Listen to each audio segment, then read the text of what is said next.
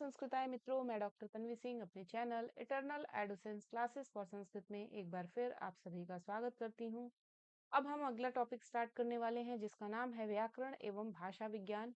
तो अब सबसे पहले हम व्याकरण को देखेंगे, उसके बाद हम भाषा विज्ञान को देखेंगे। तो हम आज की क्लास में व्याकरण को स्टार्ट करेंगे और व्याकरण का सामान्य परिचय देते हुए व्याकरण में हम परिभाषा और संज्ञा का जो टॉपिक है उसको आज की क्लास में देखेंगे, और ऐसे ही एक एक टॉपिक में व्याकरण में कारक, व्याकरण में समास, व्याकरण में संधि, जितनी भी चीजें आपके एग्जाम के लिए इंपॉर्टेंट है उनको हम एक एक टॉपिक में देखेंगे। तो आज हम स्टार्ट करने वाले हैं व्याकरण, और व्याकरण में हम देखेंगे परिभाषा और संज्ञा। तो चलिए सबसे पहले देख लेते हैं व्याकरण किसे कहते हैं।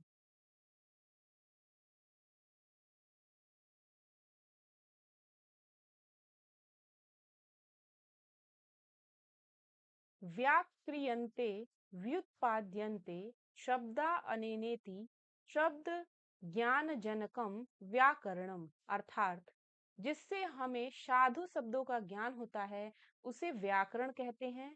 इसी का दूसरा नाम शब्दानुशासन भी है। संस्कृत वाङ्मय में व्याकरण को बहुत ही ऊंचा स्थान प्राप्त है। इसकी गणना वैदिक षडंगों में की जाती है। इतना ही नहीं, इसे वेद पुरुष का मुख स्वीकार किया गया है। मुखम व्याकरणम तस्य। व्याकरण ज्ञान के बिना वेद, वेदांत, स्मृति, पुराण, इतिहास, काव्यादि किसी भी अन्य शास्त्र में प्रविष्टि नहीं हो सकती, जैसा कि भास्कराचार्य ने कहा है।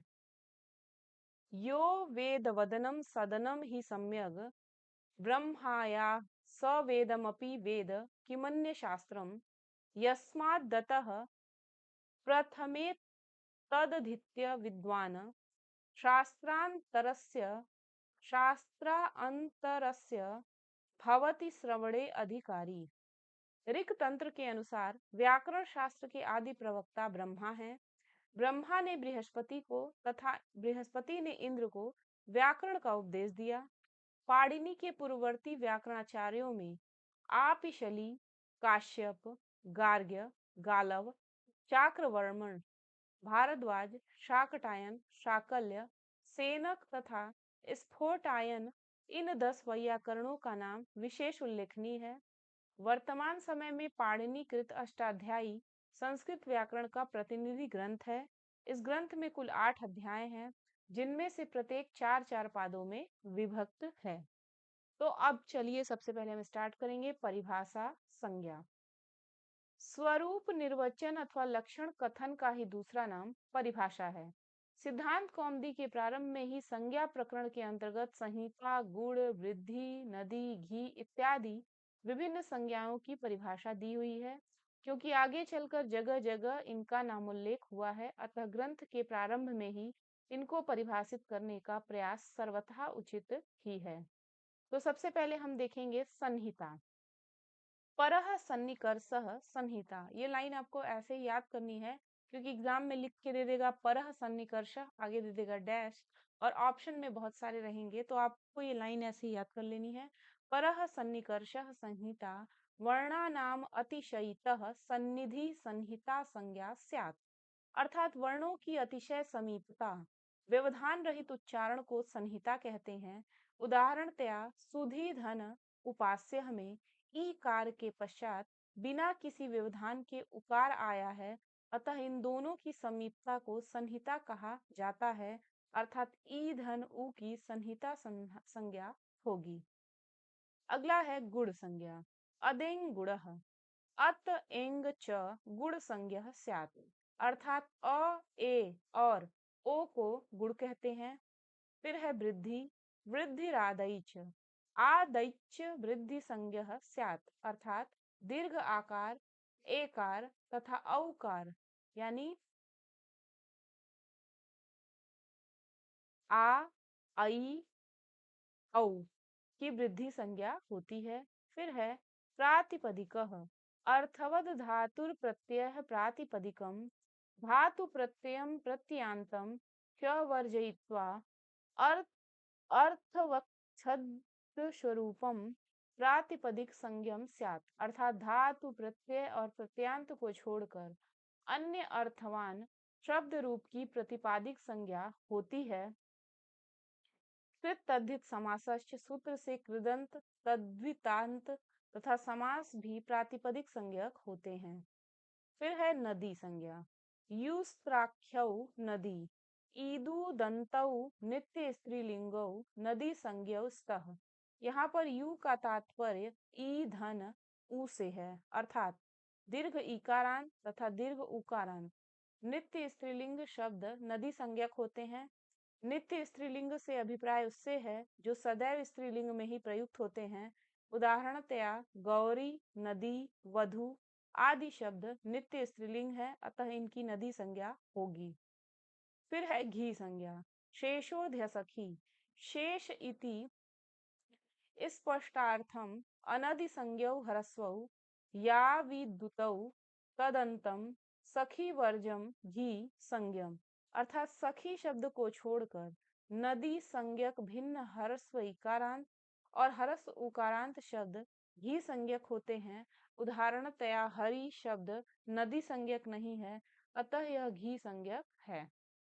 फिर है उपधा संज्ञा। अलोन्त्यात पूर्व उपधा, अंत्या अंत्यादलः पूर्वो वर्ण उपधा संज्ञः, अर्थात अंत्य अल प्रत्याहार से पूर्ण वर्ण की उपधा संज्ञा होती है। उदाहरणार्थ सखन, शख धन अन में अंत्य अल नकार है और उससे पूर्व में ह्रस्व आकार है, अतः ह्रस्व आकार की उपधा संज्ञा होगी। फिर है अप्रिक्त संज्ञा। अप्रिक्तम एकालः प्रत्ययः, एकाल प्रत्ययो यह सो अप्रिक्त संज्ञः स्यात्, अर्थात एकाल एक अल बराबर वर्ण वाले प्रत्यय की अप्रिक्त संज्ञा होती है। उदाहरणार्थ सखान धन स में स प्रत्यय एक अल वर्ण वाला है, अतः इस स प्रत्यय की अप्रिक्त संज्ञा होगी। फिर है गति।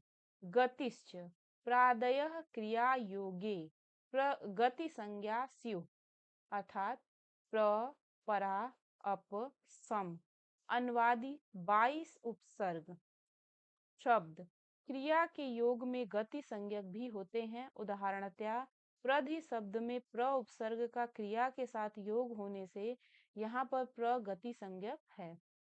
फिर है पद। सुप्तिगंतम पदम, सुबंत तिगंत तथा पद संज्ञम स्यात्। सुबंतम तिगंतम च पद संज्ञम स्यात्, अर्थात सुप प्रत्ययांत तथा तिंग प्रत्ययांत शब्द स्वरूप पद को पद कहते हैं। उदाहरणतया प्रतिपादिक राम से सुप प्रत्यय होकर रामः शब्द बनता है, अतः सुप प्रत्ययांत होने से रामः पद संज्ञक है। फिर है विभाषा। न वेति विभाषा, अर्थात निषेध और विकल्प को विभाषा कहा जाता है। कहने का भाव यह है कि कहीं पर कार्य का होना तथा कहीं पर कार्य का न होना, इसी वैकल्पिक अवस्था की विभाषा संज्ञा होती है। फिर है सवर्ण। तुल्यास्य प्रयत्नम सवर्णम, तालवादि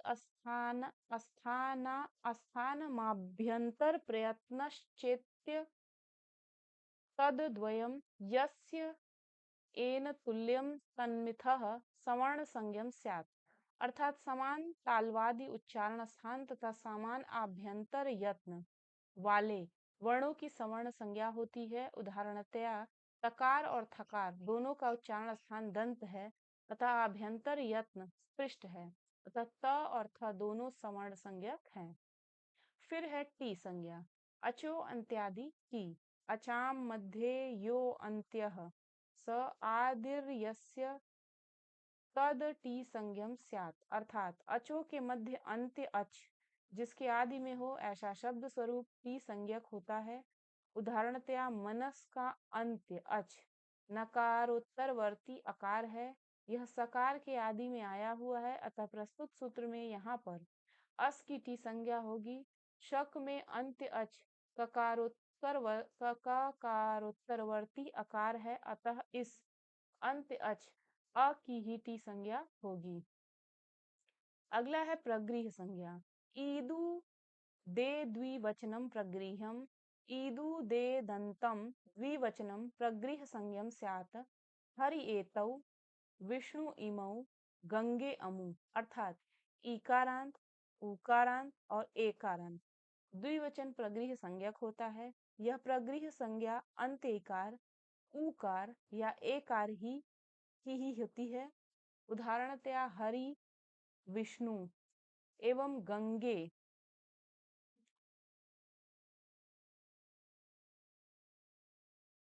हरि, विष्णु एवं गंगे की क्रमशः हरि, विष्णु और गंगा के द्विवचन रूप हैं तथा साथ ही इकारांत, उकारांत तथा एकारांत भी हैं।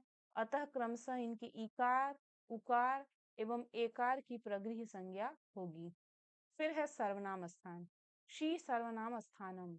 शी इत्येतद् उक्त संज्ञम स्यात्, अर्थात शी की सर्वनाम स्थान संज्ञा होती है। उदाहरणतया ज्ञान धन ई में शी के शेषांश इकार की सर्वनाम स्थान संज्ञा है।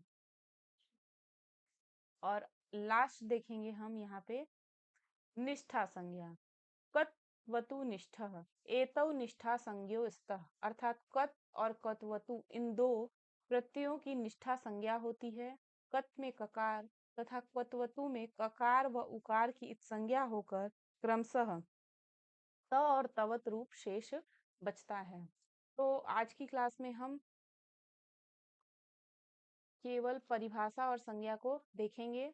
अगली क्लास में हम कारक को देखेंगे और ऐसे ही एक एक टॉपिक को देखते हुए सबसे पहले हम व्याकरण को खत्म कर लेंगे, उसके बाद हम भाषा विज्ञान को देखेंगे। तो चलिए मिलते हैं अगले टॉपिक के साथ अगले वीडियो में। तब तक के लिए नमः संस्कृताय। धन्यवाद।